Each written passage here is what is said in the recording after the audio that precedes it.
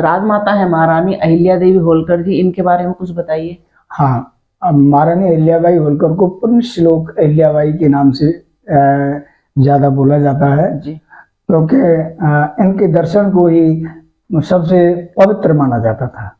अच्छा। और ये हमारे महाराज मल्हार राव होलकर उनकी पुत्रवधू थी और इनके गुणों को देखकर ही ये मंदिर में शिव आराधना कर रही थी और 8 वर्ष की उम्र थी, तो वो अत्यंत प्रभावित हो गए। और मनकोजी शिंदे की पुत्री हैं ये, तो उन्होंने इनके पिता से जाकर के अनुरोध किया कि जो बालिका मंदिर में शिव पूजा आराधना कर रही थी, मैं उससे बहुत प्रभावित हूँ और मैं अपने राजकुमार के लिए आपकी बेटी का हाथ मांगने आया हूँ।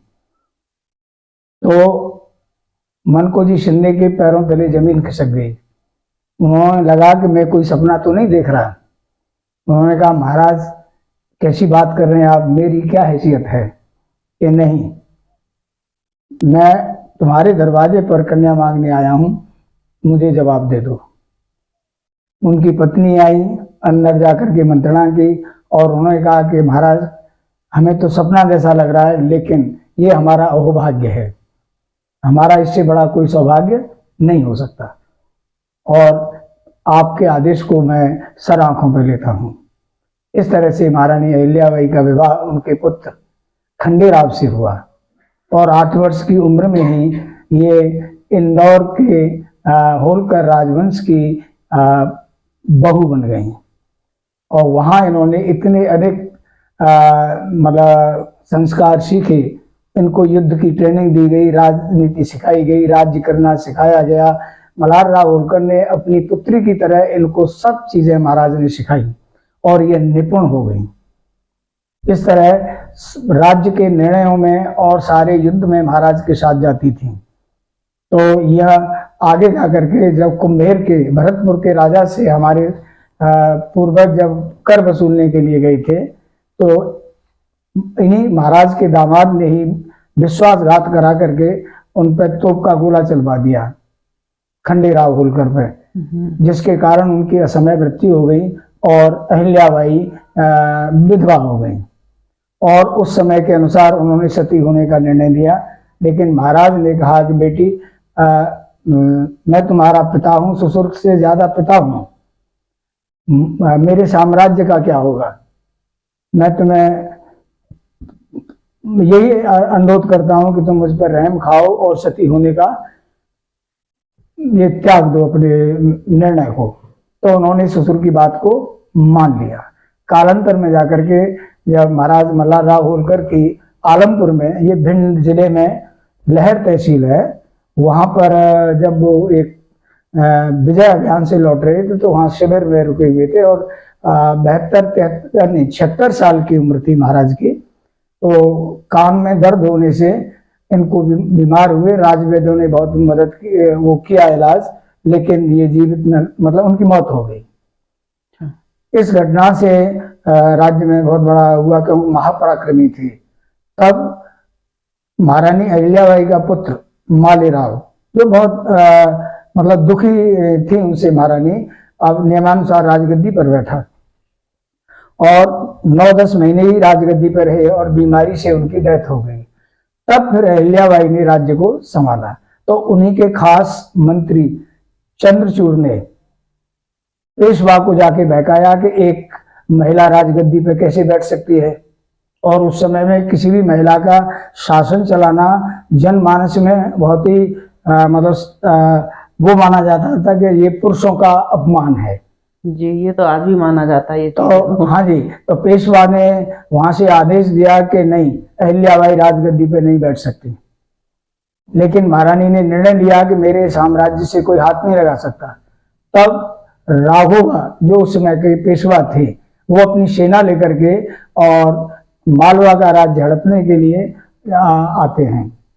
तो ये इन्होंने बहुत बड़ी अपनी महिलाओं की सेना तैयार कर रखी थी और सेना के साथ तैयार होकर के पहुंचती है। तुकोजी राव होलकर सेनापति थे, विशाल सेना थी इनकी और पहुंच जाती हैं वो भी। तो दोनों किनारे पर कोई दोनों तरफ से सेनाएं खड़ी होती हैं, तो फिर ये उनको एक पत्र लिखती हैं कि आप युद्ध करके मुझसे लड़ने आए, मैं आपसे डरती नहीं हूं, लेकिन एक बात याद रखना, मैं हार गई तो मेरी कोई तौहीन नहीं होगी जी। मैं एक अबला हूं, मैं एक महिला हूं, और आप हार गए तो हिंदुस्तान में आप मुंह दिखाने लायक नहीं रहेंगे कि एक महिला ने आपको धूल चटा दी। तो राघोबा जानते थे कि अहिल्याबाई कुशल योद्धा भी हैं और कुशल नेतृत्व करने वाली हैं कि मैं हार सकता हूं, तो उन्होंने इसी में भलाई समझी कि मैं युद्ध न करूं। तो फिर उन्होंने पत्र के जवाब में भेजा कि महारानी, मैं आपसे युद्ध करने नहीं आया, मैं तो आपको सांत्वना देने आया हूं। तो फिर उन्होंने दूसरा पत्र भेजा अपने वाहक से कि जब सांत्वना देने के लिए इतनी बड़ी सेना लाने की जरूरत क्या थी, आप मेरे राजमहल में आइए और अतिथि की तरह रहिए। तो राघोबा ने इनका लोहा माना, नतमस्तक हुए, और तब ये राजगद्दी पर बैठी और महारानी ने 29 वर्ष कुछ माह तक होलकर साम्राज्य की राजगद्दी को संभाला। और उसके बाद इनका परलोक पलायन हुआ। तो मराठी भाषा के दो कवि अनंत फंदी और मोरपंत उनसे मिले, तो उन्होंने कहा, हे देवी, लोग तो गंगा का स्नान करके पवित्र होते हैं, मैं तो तुम्हारे दर्शन करके ही पवित्र हो गया।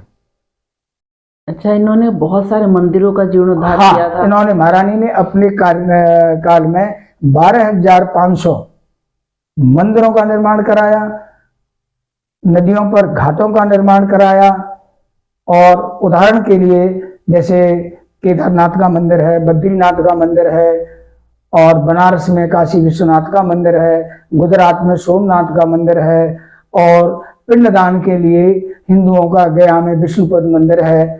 तो इन विशालकाय मंदिरों का उन्होंने निर्माण कराया, जीर्णोद्धार कराया, और अनेक घाटों का निर्माण कराया। आपके बनारस से लेकर के कलकत्ता तक राजमार्ग बनवाया।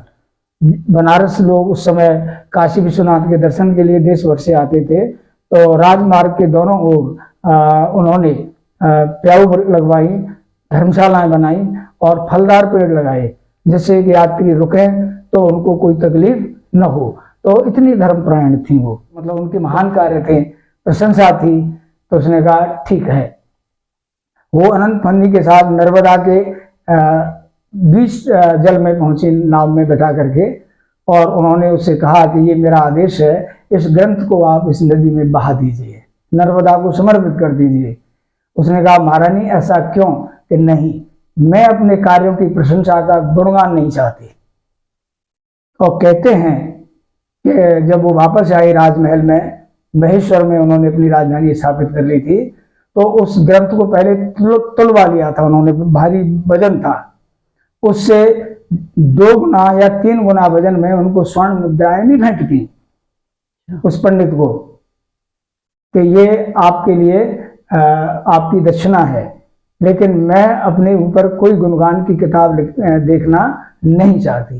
तो इतनी त्याग में मूर्ति थी वो। एक घटना और है, उन्होंने अपने पुत्र को मृत्युदंड का आदेश कर दिया था, क्योंकि उसने अपने रथ से एक गाय के बछड़े को कुचल दिया था, और उन्होंने अपने राज दरबार के बाहर एक घंटा लटका रखा था, जिसे कोई भी फरियादी बजा सकता था। तो गाय ने जाकर के उस घंटे को बजाया, और दोपहर का समय था, तो उनका इस समय कौन फरियादी है। जब दरबारी बाहर जाते हैं तो उसने कहा, महारानी, एक गौ माता जो है बाहर खड़ी है, राज दरबार के बाहर। वो आती हैं, उसे देखती हैं, तो गाय के पीछे आती हैं, तो वहां बछड़ा मरा हुआ उन्हें पड़ा है, कोई बताने को तैयार नहीं।